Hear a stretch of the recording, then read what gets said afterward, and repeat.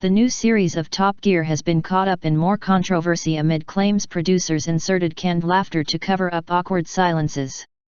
Sound effects of hysterical laughter were allegedly used to make jokes sound like they landed despite deadpan looks on the faces of the audience.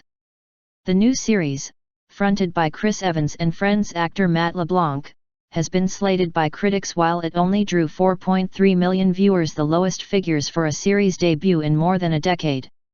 It comes as leaked BBC audience data supposedly ranked the show as the worst on terrestrial television last weekend.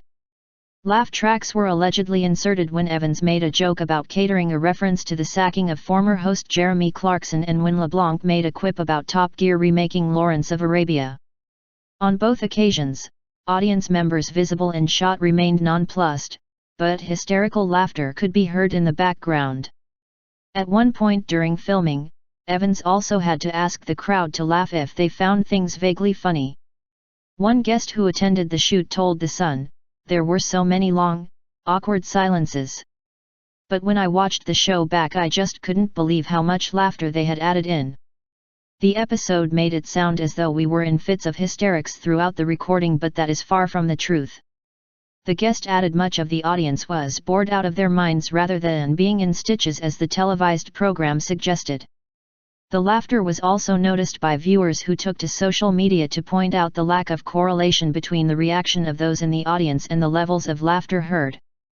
Jason Linsell wrote, "The best part of Top Gear is the canned laughter when you can clearly see that nobody's laughing."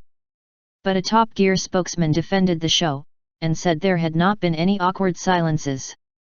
He said, "It's well known that Top Gear isn't a live program and that the show is edited after filming, but last week's episode was edited in exactly the same way as previous series."